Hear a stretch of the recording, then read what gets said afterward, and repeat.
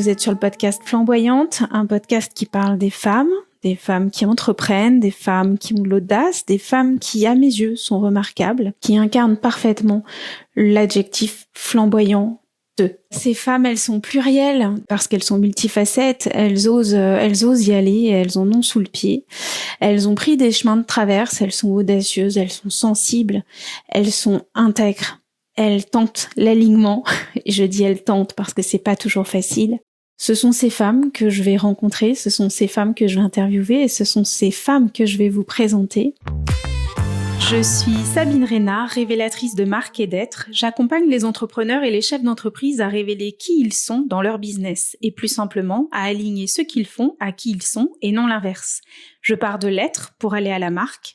Aidée de mon équipe, je traduis l'énergie d'un ou de plusieurs chefs d'entreprise en mots, en images et en vibrations à travers une stratégie et une communication.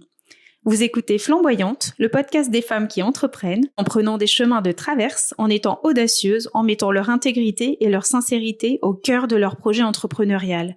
Je vous souhaite une bonne écoute, une belle journée et je vous dis à bientôt.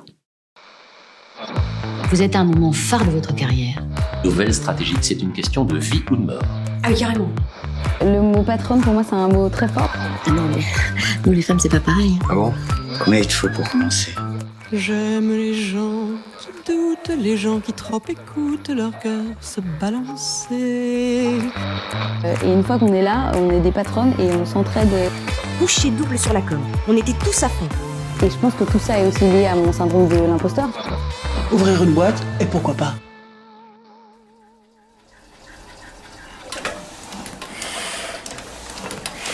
Alors aujourd'hui, j'enregistre l'épisode de Flamboyante dans un lieu très spécial puisqu'il s'agit d'un atelier d'impression typographique situé juste dans Nantes. J'allais dire à côté de Nantes, mais on est déjà dans Nantes. Et pour moi qui ai passé pas mal d'années dans des ateliers d'impression et de finition, ça me touche beaucoup. Je suis donc assise sur un canapé avec Alice, la boss de la petite frappe. Pour celles et ceux qui n'auraient pas compris, cette expression décrit le travail traditionnel qui consiste à frapper ou presser le papier pour y graver ou imprimer des créations. Et la petite frappe, c'est aussi l'art de vivre un peu voyou, développé avec humour par la patronne de la maison. Alice bichonne ses machines Heidelberg centenaires. Elle utilise toutes sortes d'encre, elle gaufre, elle marque à chaud, elle débosse, elle imprime, elle contrecolle, elle coupe. Bref, elle a les mains dans le cambouis, comme on dirait. Elle fabrique des cartes de visite, des invitations, des trucs fous avec des contraintes techniques dingues, toute la sainte journée habillée d'une blouse, souvent. Et le soir, on la croise dans un bar branché ultra looké. D'un goût plus que certain, d'une maîtrise exemplaire, non seulement Alice fait beaucoup avec ses mains, mais elle est aussi une sacrée chef d'entreprise qui entreprend, qui investit et qui développe de main de maître son affaire. Elle est sur tous les fronts, solo, je ne sais pas comment elle fait. Bref, je suis une fan inconditionnelle de cette femme déterminée, talentueuse et dont les posts Instagram ne cessent de me faire sourire, tellement elle est entière et engagée et tellement ce qu'elle produit est beau et léché. Voilà, ça y est, c'est bon, ça va être à toi, Alice. Écoute, bienvenue. Merci en tout cas de m'accueillir ici. Et pour commencer, est-ce que tu peux nous partager ton humeur du jour et également te présenter comme tu le souhaites? Merci beaucoup. Je suis honorée déjà de faire partie des invités du podcast. Et puis, plus qu'honorée par cette introduction. Je vais rougir. L'humeur du jour, j'aimerais bien qu'on sorte de la brume un petit peu, ça ferait du bien, mais sinon ça va, pas mal. Et oui, pour me présenter, donc oui, je suis imprimeur. Alors imprimeuse, j'ai appris il y a très peu que le terme adéquat était imprimeuse après des années d'errance, à savoir s'il fallait mettre un E ou un Euse. Donc il va falloir que je refasse toute ma papeterie. Et depuis 15 ans maintenant, exclusivement en typographie, donc technique traditionnelle, comme tu l'as dit, d'impression par pression. Donc si on synthétise beaucoup, c'est du tampon, mais avec des très grosses machines et des tampons très très durs. Est-ce que tu peux nous décrire, nous décrire ce qu'entreprendre t'a appris à aujourd'hui? Wow. Ça, c'est la vraie question, la grande question. Vaste question. Je crois que je me suis jamais posé la question en ces termes. Je crois surtout que je suis pas vraiment capable de faire autrement, dans le sens où mes brèves expériences du salariat m'ont pas rendue très heureuse. et que donc entre l'inconfort du salariat en termes de sentiment d'injustice, d'ennui, de plein de choses, et l'inconfort financier et aussi de disponibilité d'esprit de l'entrepreneuriat, c'est plus confortable pour moi d'être dans l'entrepreneuriat. Mais ça a plein de problématiques aussi, mais je sais pas ce que ça m'a appris, à part que quand on essaye de faire des trucs, souvent on y arrive quand même à peu près. C'est déjà pas mal. C'est déjà pas mal que voilà, si on peut essayer quoi. Et on a des chances d'arriver au succès. Au succès, je sais pas, mais en tout cas, fabriquer son propre cadre de travail, ça peut être assez confortable par certains aspects. Alors, est-ce que tu peux nous décrire justement les grandes lignes de ton aventure entrepreneuriale, puisque donc tu nous as parlé de 15 ans, tu nous as parlé d'expérience en tant que salarié courte, j'ai l'impression, et puis peut-être aussi conjointement les défis, les peurs, enfin tout ce qui a pu être associé à ce parcours jusqu'à aujourd'hui. Je peux remonter un peu loin. Oui, tu peux remonter loin, ouais, c'est ça qui nous intéresse. Parce que je me dis que ça peut être intéressant s'il y a des jeunes personnes qui écoutent. Moi, je fais partie des gens qui étaient considérés comme une bonne élève. Donc, qu'on n'a jamais évidemment orienté vers des filières manuelles parce que les filières manuelles n'existent pas quand on est un ou une bonne élève. Et j'ai jamais su quoi faire, moi, de ma vie. J'ai jamais su ce que j'avais envie de faire. Je pouvais potentiellement faire plein de choses. Et comme j'étais une bonne élève, j'ai jamais été orientée non plus. Donc, moi, j'ai passé le bac à 17 ans, il fallait faire un choix. Je savais même pas ce que c'était qu'une classe prépa, un BTS, voilà. Et il y avait une autre problématique qui était celle des moyens financiers, qui était assez limitée chez moi. Et donc, à l'époque, la fac était gratuite. Je sais pas si c'est toujours tout à fait le cas, mais c'était le cas.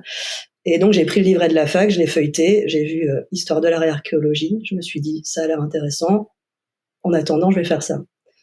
Et je suis allée jusqu'au Master 2 quand même, sans trop savoir pourquoi. J'ai appris plein de trucs, je regrette pas du tout. Mais sortie du Master, recherche, je savais toujours pas quoi faire. Et la thèse, à ce moment-là, c'était un peu trop... j'étais pas assez passionnée, je pense, pour envisager une thèse. Et puis, pourquoi faire ? Et donc, je me suis dit que le moins bête était d'aller voir ailleurs si j'y étais. Et donc, j'ai fait un volontariat international. J'avais une petite fixette sur l'Italie, donc j'ai choisi l'Italie et je me suis retrouvée en Sicile dans une asso qui gérait un site archéologique.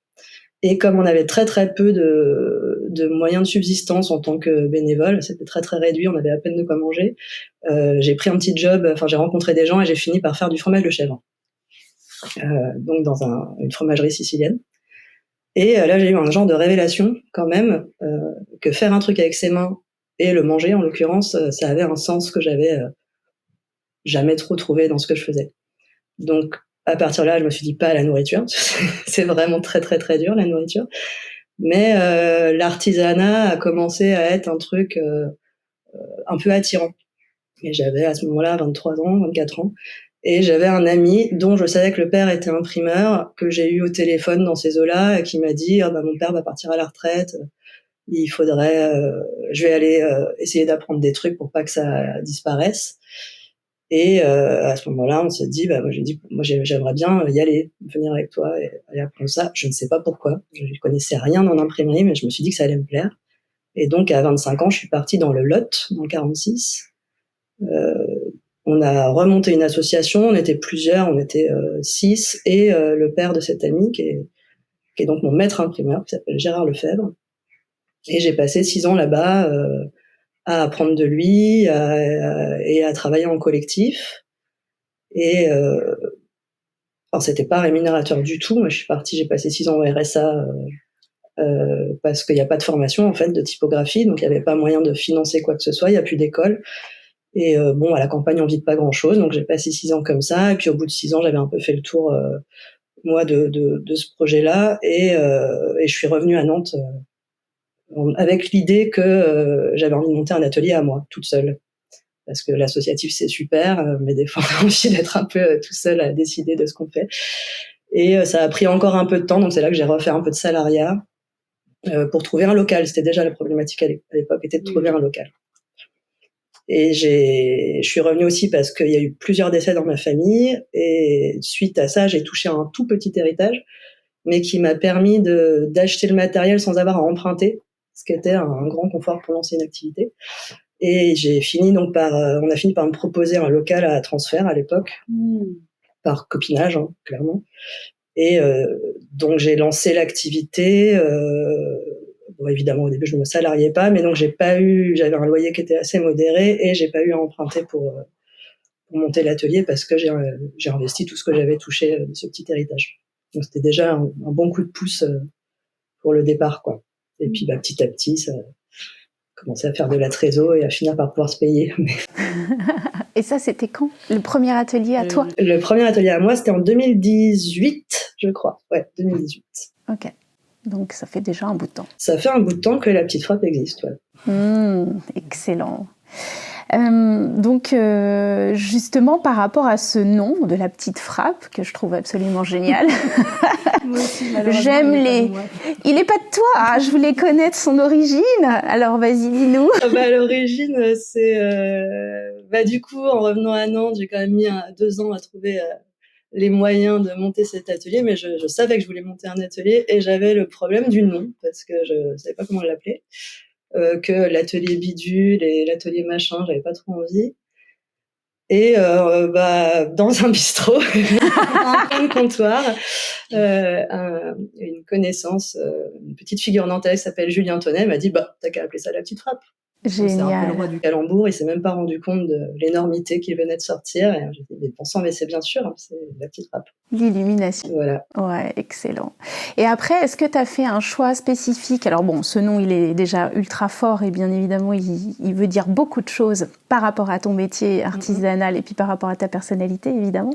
Est-ce que, en termes de positionnement, tu as choisi de positionner ton atelier sur des spécificités, des choses que d'autres ne font pas? Toi, qu'est-ce que tu adores en fait là et comment tu te positionnes? Alors, pas du tout. À la base, je me suis dit, il n'y a pas d'atelier typo à Nantes, donc je vais pas marcher sur les plates-bandes de qui que ce soit. Il y a plein de graphistes dans cette ville, c'est le bon endroit. Ça tombe bien, c'est chez moi. L'idée au départ, c'était juste de travailler et de rentrer de l'argent.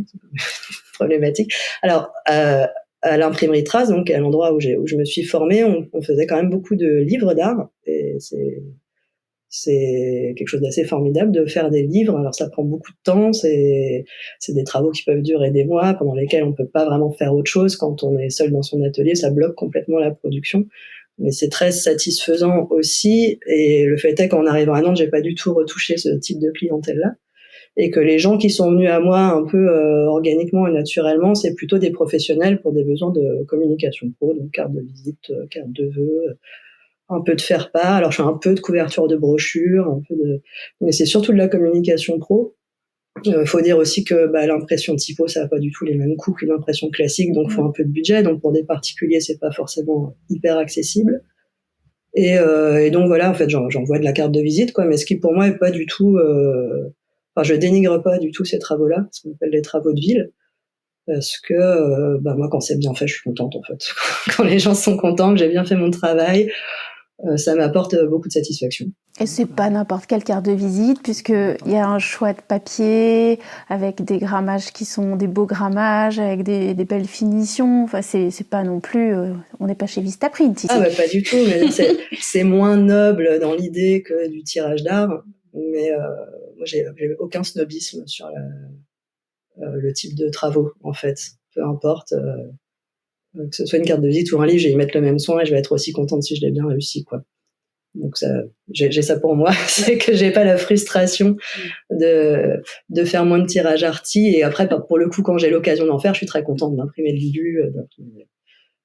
Je fais un peu des petits marquages à chaud pour un éditeur qui bosse aujourd'hui à l'imprimerie Trace dans le Lot, qui s'appelle Matière Grasse, qui m'amène des super illus. Moi, je fais ses couvertures de bouquins de temps en temps quand il a besoin d'un marquage à chaud. Et je suis ravie de faire des petits prints un petit peu plus arty comme ça de temps en temps, quoi. Oui, t'as quand même ça dans le sang. Ouais. Et comment tu t'es débrouillée avec le matériel? Enfin, c'est quand même des machines complexes. Je sais pas si dans le Lot tu avais les mêmes bécanes. Quasiment. Donc, du coup, t'étais complètement formée. Quand t'as ouvert ton atelier, tu maîtrisais parfaitement toute la technicité. Oui et non, parce que le marquage à chaud, chez Trace, il n'y en avait pas. Et donc, quand je suis revenue à Nantes, j'ai fait un petit passage par un atelier qui fait du faire-part, qui s'appelle l'imprimerie Rosemood, dont je crois les ateliers ont été partagés maintenant entre Nantes et l'Allemagne. Et du coup, il y avait une machine de marquage à chaud. Ils voulaient lancer des finitions en marquage à chaud. Et en gros, ils n'avaient pas de technicien ou de technicienne pour faire tourner la machine. Et moi, j'avais postulé à ce moment-là. Et donc, le fait est que c'est quand même moins technique qu'un travail à l'encre. Et donc, en faisant, j'ai assez vite compris comment ça marchait. Et donc, on a créé ce poste. Et après, j'ai formé des collègues dessus. Et puis, quand je suis partie, ça roulait toujours. Et donc, voilà, il y a ça que j'ai appris, mais un peu sur le tas.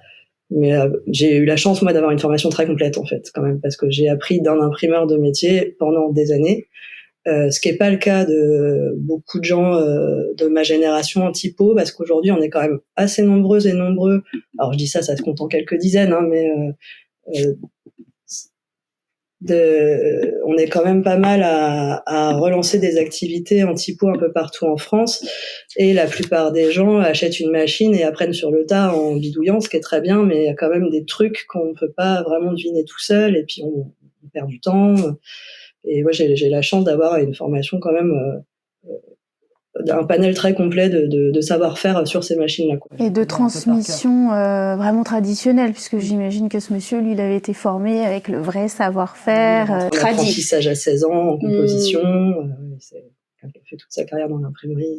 Et alors, niveau communication, c'est inné chez toi, parce que bon, t'es quand même une communicante hors pair, enfin, vraiment, j'adore.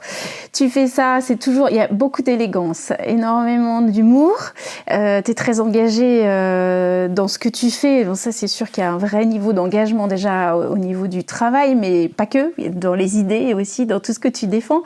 Et donc, ta com est géniale, et donc ça vient d'où, là? C'est inné, ça sort d'où? Alors, c'est marrant parce que c'est des questions que je me pose des fois. Alors la communication pour moi ça se borne à Instagram. J'ai pas vraiment d'autres réseaux parce que c'est déjà assez chronophage comme ça. Mais en fait j'ai jamais réfléchi une DA, on va dire déjà esthétique. Des fois je regarde mon feed, je me dis c'est n'importe quoi, c'est pas du tout normé. Alors je me pose la question des fois si ça vaudrait pas le coup de payer quelqu'un pour faire un cadre qui fasse peut-être plus professionnel, qui soit un peu plus normé, avec des typos, une identité visuelle en fait, un schéma de poste à remplir, comme ça se fait en fait. Et en même temps, je trouve que le côté un peu bordélique, il me ressemble aussi. Alors je sais pas si j'y gagnerais ou si j'y perdrais à normaliser un peu le truc. Le fait est que non, c'est pas du tout calculé. Quand j'ai le temps, et que je fais un truc qui roule bien, je me dis je vais poser l'appareil photo devant, je vais filmer un peu, je monte ça en 10 minutes, je mets ça sur mon téléphone, je me dis mince, faut une musique, alors faut trouver une musique qui va avec. Rien n'est monté sur la musique, enfin c'est complètement à l'arrache. Les photos c'est un peu pareil, et il y a rien qui est anticipé et calculé à l'avance. Mais je sais pas dans quelle mesure ça me sert ou ça me dessert en fait. Mais bon, en tout cas ça me fait plaisir, ça me ressemble. Je fais pas trop de compromissions, je pense. Enfin, il y a pas d'image de marque réfléchie, quoi, du tout. Et en même temps, ça te sert. T'as des clients qui viennent, les gens te suivent. Du travail. Alors moi, j'ai un petit compte, il y a 3500 abonnés, c'est pas énorme. Mais clairement, ça m'amène du travail. Et pour les gens comme moi qui ont du mal à décrocher leur téléphone pour dire « faites-moi travailler, je suis génial », c'est quand même bien confortable. Alors ça prend du temps, certes, mais moi, dans mon calcul, c'est plus confortable pour moi de perdre du temps là-dessus, entre guillemets, que d'aller essayer de démarcher, chose que je serais bien incapable de faire. Donc, voilà. Mais oui, ça me fait plaisir que tu apprécies l'Instagram, mais des fois je me dis que c'est un peu n'importe quoi, mais bon, en même temps c'est cohérent avec la façon dont je travaille aussi. Qui est à la fois ultra pro, ultra précise et en même temps très spontanée. Et c'est peut-être aussi ça, j'ai envie de dire, la clé de ton succès si tu sors pas de ton atelier pour finalement accueillir des clients, c'est cette spontanéité, le fait de faire les choses en suivant ton instinct créatif et puis ton élan de cœur. Oui, sûrement. J'espère qu'on ressent une certaine honnêteté parce qu'en tout cas c'est complètement honnête il m'arrive de parler un peu, d'argent, vaguement de politique le moins possible, parce que c'est pas le lieu pour ça, mais là, récemment, on a parlé un peu de format d'entreprise, un peu de... Oui, je pense que c'est aussi important de s'engager un peu, d'être dans l'entraide. Instagram permet aussi de rencontrer des gens qui font la même chose sans les connaître vraiment. Moi, j'ai essayé pas mal de pousser à ce truc de l'entraide, de contacter les gens, de leur envoyer mes vœux, même si on se connaît pas, de faire savoir que moi, si les gens sont bloqués parce que justement ils ont pas eu la chance d'avoir un formateur, une formatrice, je peux les aider, ils peuvent m'appeler. Il y a quand même un truc assez sympathique autour de ça. Puis quand on travaille tout seul, en fait, c'est quand même assez agréable de pouvoir partager des trucs. Et puis moi, je peux former personne pour le moment, en tout cas, parce que mes machines sont pas aux normes, donc il y a aussi une envie de transmission qui se fait par ce biais-là aussi de gens que je rencontrerai peut-être jamais, qui sont à l'autre bout de la France, mais qui de temps en temps me passent un coup de fil quand ils sont bloqués sur un truc. Et vice versa d'ailleurs, ça me permet aussi de me dire ce papier il est super, tu l'as acheté où? D'essayer d'être plus dans l'entraide et la concerie et la confrérie que dans la concurrence, quoi. On n'est pas assez nombreux pour se tirer dans les pattes, à mon avis. Comme ça se fait souvent. Autre pan, et là je sais qu'on va avoir de quoi discuter, tu as rencontré des difficultés pour trouver un endroit ou des endroits où poser tes machines. Évidemment, quand on se promène avec des machines qui font quoi, 2 tonnes? Ouais, entre 1 et 2 tonnes 5. Voilà. L'une plus grosse que l'autre. Bon, on peut pas s'installer n'importe où. Est-ce que tu peux nous raconter en fait tous les lieux que tu as occupés ces dernières années et puis finalement ces galères qu'on n'envisage pas du tout, c'est-à-dire que quand on voit la petite frappe, qu'on voit ton compte Instagram, qu'on voit tout ce que tu sors, toutes ces belles choses qui sortent de ton atelier, on n'est pas du tout à même de se dire que tu as pu rencontrer des galères avec une chape pour accueillir une grosse machine, avec des lieux mal isolés, avec des endroits où tu n'as pas pu poser tes cartons, des loyers extrêmement prohibitifs à Nantes. Enfin, est-ce que tu peux nous raconter toute cette partie finalement de l'entrepreneuriat qui est délicate pour toi et qui te met pas mal de bâtons dans les roues alors que tout le reste roule? Oui, c'est la problématique, c'est l'immobilier pro, hein. Mais je suis pas la seule pour le coup. Donc moi j'ai eu la chance d'avoir une location à transfert pour 5 ans, c'était établi comme ça depuis le départ, puisque c'était une occupation temporaire. Le local était super, il était sur mesure, il était pas cher, donc pour lancer le truc c'était vraiment très bien. C'était des conteneurs qui étaient soudés entre eux, et ça faisait à peu près 50 mètres carrés, c'était chauffé, c'était super. Et puis, donc, comme je savais qu'il y avait cette échéance des 5 ans, 2-3 ans avant, moi, j'ai commencé à ouvrir l'œil, à regarder, déjà au niveau municipal, s'il y avait des choses possibles. Et puis après, tout bêtement, sur Boncoin, les agences. Bon, faut savoir aussi déjà quand on est professionnel, tout est plus cher. L'agent immobilier, il prend 30% du loyer annuel pour faire signer le bail. Il y a plein de problématiques comme ça financières qui s'ajoutent au fait que les loyers sont extrêmement chers et qu'aujourd'hui, des surfaces artisanales dans la ville, il n'y en a plus en fait. Donc tout est au-delà du péril, dans des zones commerciales déprimantes à souhait. C'est cher, c'est du préfa, c'est pas très accessible. Moi, ça fait des années que j'ai plus de voiture et que j'en suis ravie. Donc, j'avais aussi l'envie de pouvoir rester en ville et d'être accessible pour ma clientèle, qui sont aussi des urbains, pour qui c'est hyper agréable de venir à l'atelier, choisir le papier, voir les machines. Enfin, c'est aussi une part de l'accueil et de la prestation et du travail. Et donc, j'ai cherché pendant longtemps. J'ai tapé à toutes les portes et je n'ai absolument rien trouvé. Et donc, j'ai fini par me rabattre sur un truc dans la zone d'Atlantis qui était pas construit mais qui devait l'être, qui était pas trop cher, qui allait être très moche, mais en même temps j'avais pas d'autre solution, quoi. Et le fait est que le jour J, avec le camion grue, les machines et tout le bazar, c'est pas le jour J que je l'ai appris, mais le local n'était pas construit et que donc le propriétaire des lieux m'a proposé de me prêter temporairement pour 1 mois ou 2 un bout de hangar, mais alors un bout de hangar sordide, ultra humide, avec des rats, hyper froid, l'enfer. Et en fait, ça a duré plus d'1 an, cette situation. Et mon matériel s'est détérioré, mon papier s'est abîmé, mes machines ont rouillé, c'était désespérant. Et donc, au début, j'ai pris ça avec beaucoup de philosophie, parce que de toute façon, quand on peut rien faire à un problème, ça sert à rien de trop se prendre la tête. Et puis, le temps passant, j'ai fini par être extrêmement déprimée quand même de cette situation, et puis de ne pas en voir le bout. Et donc il y a aussi le fait qu'un déménagement comme ça, d'autant de tonnage de matériel, ça a un coût qui est conséquent. Donc me dire que j'avais perdu cet argent, redéménager, j'avais du mal à me faire à l'idée en me disant mais je vais quand même attendre que ce truc soit construit, il va finir par être construit. Il l'a jamais été, et donc j'ai fini par me résigner à re-regarder les locations, et je n'en trouvais toujours pas. Et je suis tombée sur le local dans lequel on est là, mais qui était à vendre lui. Et là a démarré toute notre problématique de la possibilité ou pas d'acheter. J'ai pu, grâce à l'aide de ma mère, qui m'a donné un apport sans lequel évidemment ça aurait pas du tout été envisageable, parce que j'avais pas du tout le bilan financier crédible auprès de la banque.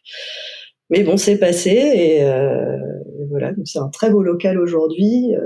Quand je suis arrivée, c'était de la terre battue, pas isolée. Donc maintenant, il y a en effet une dalle béton, de l'isolation, de la belle peinture. C'est très beau.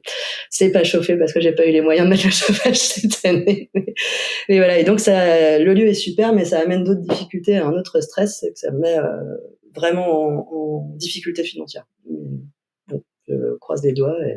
Pression de l'emprunt. Pression de l'emprunt, ouais, énormément d'imprévus évidemment, énormément de petites bricoles qui restent à faire mais qui mises bout à bout coûtent très cher. Pour tout te dire, j'ai pas pu me payer cet été par exemple parce que j'avais plus les ressources nécessaires à moi, c'est soit payer l'emprunt, soit verser mon salaire. Et donc voilà, là je reprends pied petit à petit, mais c'est encore très très tendu parce qu'en fait j'ai mis toute ma trésor dans cette histoire, donc j'ai plus de trésor. Voilà.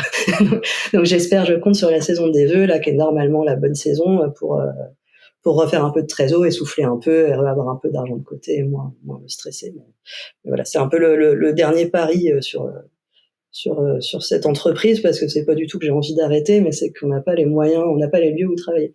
Et je connais quand même beaucoup d'artisanes et d'artisans d'art à Nantes de très très grande qualité. Enfin, il y a vraiment un vivier dans toutes les disciplines de gens extrêmement doués, et tout le monde s'en va parce qu'il n'y a pas de locaux en fait.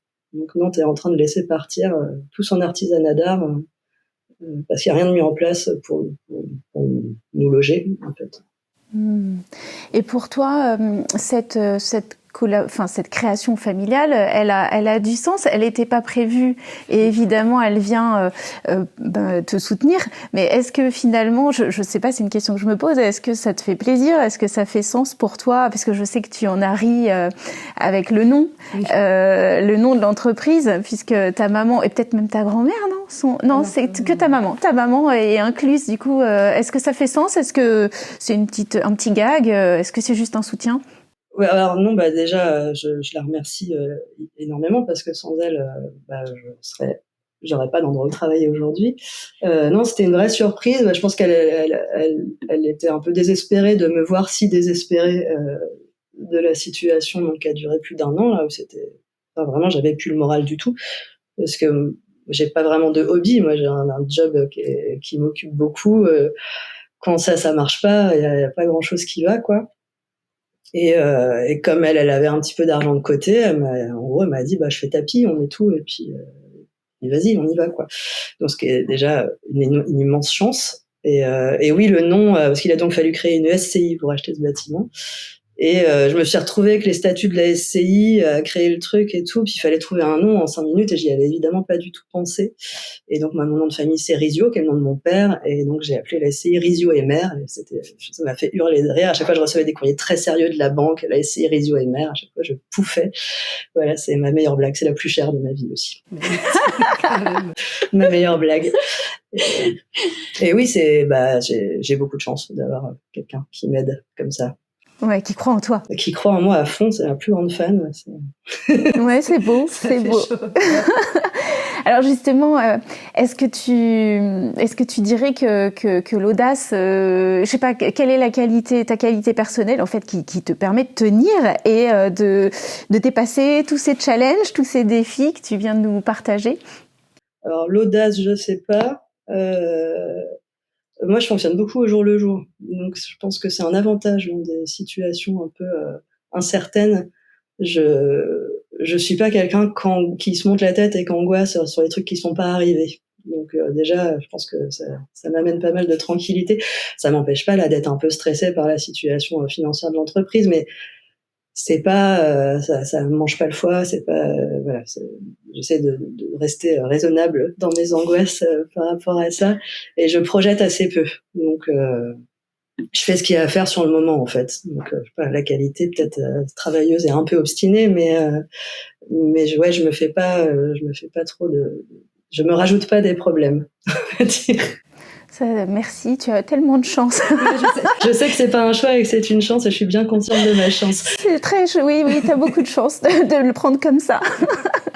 Et du coup, t'as jamais de doute? Ah bah si, évidemment, mais évidemment. Mais ça va pas m'empêcher de continuer. Mais en même temps, qu'est-ce que je pourrais faire d'autre? Enfin, je veux dire, maintenant, je suis lancée sur des rails où je n'ai pas d'autre choix que de continuer, donc je me pose même pas vraiment la question. Bah, si ça se casse la figure, oui, il faudra se poser la question, mais en attendant, je sais vraiment pas faire grand-chose d'autre. Ça fait 15 ans que je fais ça, je vais pas... je doute pas là-dessus. Oui, je doute sur les finances, je peux douter sur moi-même à plein d'autres choses, mais pas sur le travail, quoi. Et justement, là, la suite pour toi, donc c'est ils vont là commencer la saison des vœux, voilà, faire des belles cartes et produire beaucoup, mettre le chauffage pour l'année prochaine. Absolument. Est-ce que t'as d'autres, est-ce qu'il y a des machines que t'aimerais aller découvrir, un service que t'aimerais offrir en plus, tu voudrais te former sur quelque chose de nouveau? Est-ce que tu veux, j'en sais rien, à terme, si tu dépasses ce nouveau challenge, prendre quelqu'un avec toi, développer plus de business peut-être hors de Nantes? Il faudra sortir de l'atelier. Alors, le business hors de Nantes, comme les gens, ils arrivent un peu comme ils arrivent. Des fois, c'est en Suisse. Ouais, c'est déjà fait. En Australie, à Paris, un peu. Alors, à Paris, il y a du monde en typo, mais il y a quand même quelques Parisiens qui arrivent chez moi. Après, je suis assez contente d'avoir une clientèle essentiellement locale. Je trouve ça a du sens, quoi. Les autres questions, c'était développer. Oui, alors moi, j'aimerais développer un peu, mais des petits trucs, mais de façonnage. La couture Singer, des trucs comme ça, enfin rentrer des petites machines, mais qui me permettraient juste d'élargir un petit peu les finitions, le champ des possibles sur les finitions. En presse, pas tant que ça, parce que c'est vite des grosses machines qui prennent de la place, donc j'ai pas vraiment l'utilité, parce que moi je travaille sur des petits formats, mais rentrer une presse gros format, c'est des machines qui font 7 tonnes, qui sont énormes. C'est peut-être un peu lourd par rapport à la quantité de travail que je ferai dessus.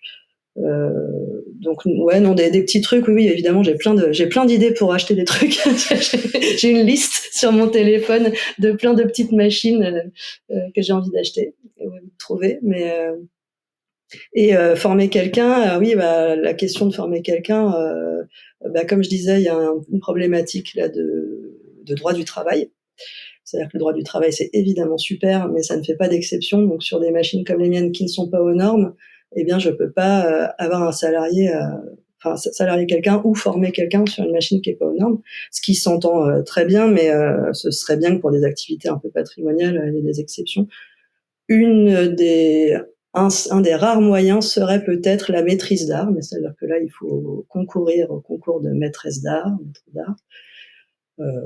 Faut que je me débarrasse d'un petit sentiment d'imposture avant d'essayer ça peut-être, et il faut justifier d'un nombre d'années de pratique ou de formation. Donc là, je suis pas encore tout à fait dans les clous, mais pourquoi pas, c'est une question qui se poserait. Après, l'autre truc, c'est aussi, c'est marrant, quand j'ai monté la boîte, tout le monde me dit, la première chose que les gens me disaient, c'est et tu vas embaucher? Mais déjà, avant de pouvoir payer une personne, il faut du temps et du travail. Alors là, sortir 2 salaires sur une activité comme la mienne, à l'heure actuelle, c'est complètement inenvisageable. Donc la question se pose pas du tout. Ouais, en fait. Ouais, tout à fait. Est-ce que tu as des astuces justement toi pour là déjà pour en être là où tu en es, parce que j'ai pas décrit l'atelier, mais je vais le faire maintenant. Je suis hyper heureuse moi de le voir en vrai enfin, puisque j'ai vu des photos, j'ai vu la coulée de la dalle pour accueillir cette fameuse machine, cette princesse là, cette reine. C'est un atelier qui est hyper cosy, ultra chaleureux, et en même temps avec des beaux matériaux, des belles... là, il y a tout. On est vraiment dans l'atelier tradi, quoi. Là, tu nous as fait un atelier vraiment traditionnel, avec toutes les couleurs de film, de marquage à chaud. Et puis, c'est chaleureux, c'est hyper agréable d'être là. On pourrait s'installer. Je me suis fait vraiment plaisir. C'est vrai qu'après 1 an et demi dans un littéral trou à rats, je crois que j'avais vraiment besoin De te créer un truc cocon. un peu joli parce que Et donc c'est vraiment magnifique et donc j'entends hein, ce que tu prévois, ce que tu ne prévois pas, mais est-ce que du coup pour en arriver là, qu'est-ce que tu peux recommander à d'autres entrepreneuses, je sais pas en termes d'astuces, toi, voilà, là déjà t'as super astuce de personnalité qui voit au jour le jour, on en rêve toutes, qui évite les projections et qui évite les angoisses prospectives, c'est super. Mais est-ce que t'as des approches qui peuvent être généralistes et universelles à transmettre à quelqu'un qui entreprend? C'est une grande question. Parce qu'on a tendance, quand on est entrepreneur solo, voilà, on fait ses bidouilles, on compose comme on compose, et puis on fait avec qui on est, on se connaît bien. C'est vrai que l'entrepreneuriat nous challenge, donc on finit par bien se connaître et par composer avec qui on est. Mais moi, je me rends compte en échangeant avec d'autres femmes qui entreprennent que finalement, il y a des choses qui sont plus universelles qu'on ne le pense et que ce qu'on croit très personnel, ça arrive à tout le monde. Et finalement, il y a des tips comme ça qu'on peut se transmettre qui sont hyper intéressants. Déjà, sortir le nez de son atelier un peu et rencontrer d'autres artisanes et d'autres artisans, quel que soit le domaine, je trouve ça assez salutaire. Donc, on a mis ça, d'ailleurs, pas du tout Thomas Braque, qui est joaillier, graveur à Nantes et qui est aujourd'hui notre élu à la CMA, avait monté de façon complètement informelle des petits apéros d'entrepreneurs et d'entrepreneuses. Ça, quand ils rencontraient des gens, ils prenaient leur mail, ils les mettaient dans une boucle. Et on s'est fait quelques apéros comme ça. Et en fait, déjà, pour rencontrer déjà le panorama de diversité d'artisanat qu'il y a sur une ville, alors, évidemment qu'ils n'y étaient pas tous, mais déjà à la petite quinzaine qu'on pouvait être, c'était très riche. On se rend compte qu'on avait effectivement tous les mêmes problématiques, alors beaucoup l'immobilier, hein, c'est vraiment la problématique principale pour tout le monde, mais aussi de se donner des tips sur oui, les droits à la formation, comment on embauche, le truc de la maîtrise d'art, c'est une femme qui était à ces apéros-là, qui elle est maîtresse d'art, qui m'a dit mais en fait, il faudrait peut-être que tu te renseignes là-dessus. Et puis oui, on parlait avec d'autres gens qui vivent un peu les mêmes réalités. Déjà, ça c'est sûr que ça change la donne. Quel autre conseil Bon, écoute, si ça ne vient pas. Là aussi, prendre du temps pour soi, essayer de pas trop. Non. De pas être trop acharné. Il faut être obstiné, mais pas acharné, quoi. Ouais, ça c'est une bonne reco. Moi, je suis quelqu'un qui sait très bien rien faire. Ça aussi, j'ai beaucoup de chance aussi là-dessus. Ah, et tu arrives à équilibrer. Rien faire. Donc, quand j'ai pas trop de travail, je ne fais absolument rien. Et voilà. C'est de pas être trop la tête dans le guidon tout le temps. Chouette, prendre un peu de recul, c'est bien aussi. Est-ce que tu peux nous partager tes inspirations, films, livres, expos, enfin je sais pas comment tu te nourris parce qu'on a bien compris au fil de cette discussion que tu es très artiste, enfin moi je te sens comme ça. Ah ouais. En tout cas, t'es artisane évidemment, mais je sens un côté très artiste chez toi. Est-ce que quelles sont tes inspirations? Qu'est-ce qui te nourrit? Qu'est-ce que tu fais pour te nourrir au quotidien? Bon, c'est marrant que tu dis ça parce que moi je me ressens pas du tout artiste. Je pense que je fais partie des gens qui n'ont pas de créativité, mais qui font. Moi, j'estime avoir un savoir-faire que je mets au service de la créativité des autres. Et que c'est une place que je trouve hyper confortable pour le coup par rapport à une personne qui va poser ses tripes sur la table et les présenter au monde. C'est quelque chose qui moi me terrifierait au plus haut point. Donc oui, moi je me suis vraiment pour moi du côté artisanal de la force et pas du tout artistique. Après, ce qui me nourrit, alors moi j'écoute énormément de podcasts, donc c'est marrant de faire un podcast. J'en écoute toute la journée sur tout sujet. Beaucoup de trucs politiques, un peu de true crime comme tout le monde, beaucoup de podcasts aussi sur l'art, le cinéma. J'écoute des podcasts sur des films que je n'irai jamais voir, et ça me passionne.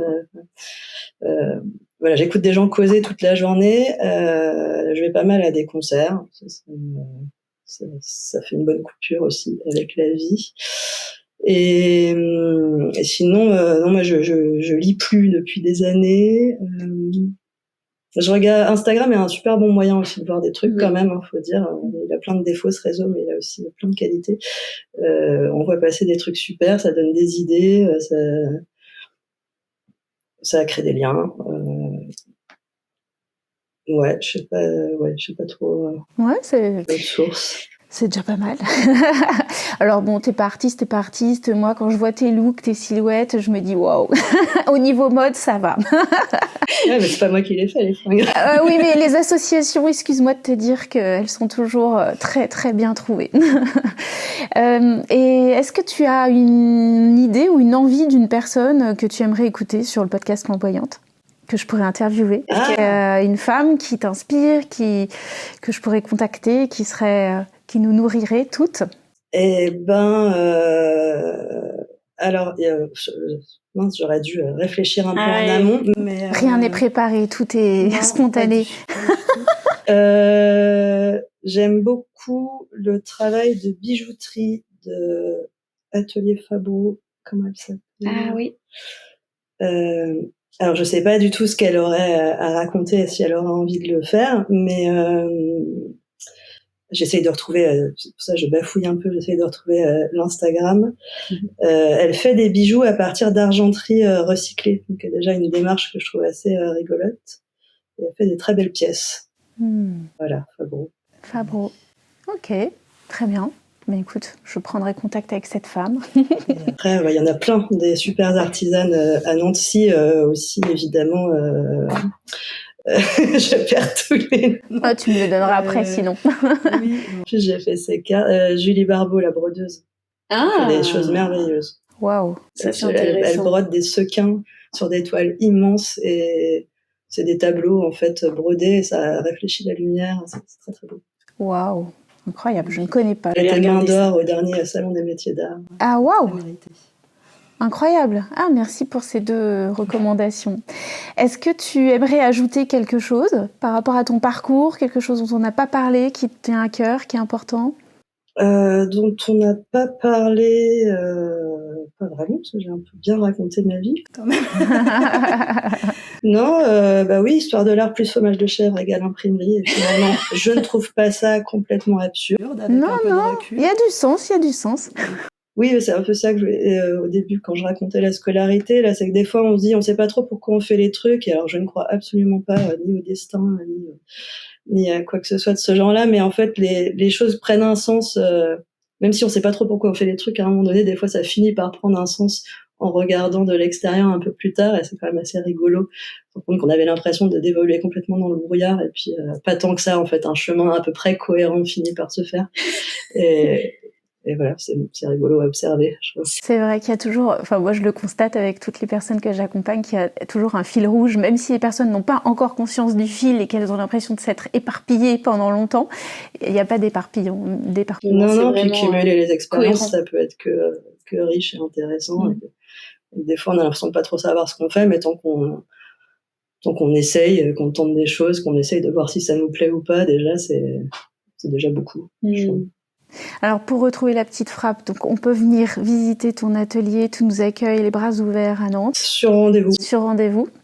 Et puis évidemment on peut suivre ton super Instagram où on voit tes machines qui tournent, on te voit bidouiller les couleurs, on te voit couper, on te voit marquer. Enfin en tout cas c'est très agréable de voir ce savoir-faire ancestral qui perdure. Écoute, merci beaucoup Alice pour cet accueil sur ton canapé et dans ton atelier et pour ce partage. Merci d'avoir consacré ce petit moment à Flamboyante et puis merci d'entreprendre avec Flamboyance. Je te souhaite de continuer. Oui, moi aussi je me souhaite de continuer longtemps.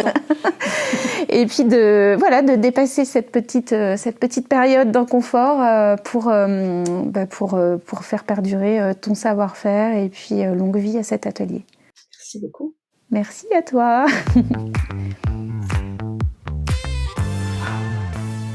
Et voilà, vous venez d'écouter un épisode du podcast Flamboyante et Entrepreneur. Si vous avez aimé, je vous remercie par avance d'aller déposer un avis 5 étoiles avec un commentaire sur Apple Podcast, de bien évidemment partager cet épisode sur l'ensemble de vos réseaux, d'envoyer le lien à votre tante, à votre amie, n'hésitez pas. Et si vous avez une super idée d'une femme flamboyante que je pourrais interviewer, envoyez-moi son nom et ses coordonnées s'il vous plaît. Cet épisode a été réalisé et créé par Sabine Reynard. Le montage a été fait par Karina Michel et je remercie très sincèrement Laure Brignone pour ses conseils techniques. Si vous souhaitez me joindre, si vous avez vous-même envie de vous lancer dans l'entrepreneuriat, si vous souhaitez recevoir des conseils à propos de votre positionnement, de votre posture, de l'identité de votre marque, de comment créer vos offres, de comment révéler votre univers de marque et votre identité en vous rendant visible et accessible, n'hésitez pas à me rejoindre au www.sabinereynard.com et puis vous pouvez me joindre sur toutes les plateformes d'ici là. Je vous dis à très bientôt. Rendez-vous le mardi toutes les 2 semaines à 7h pour un nouvel épisode.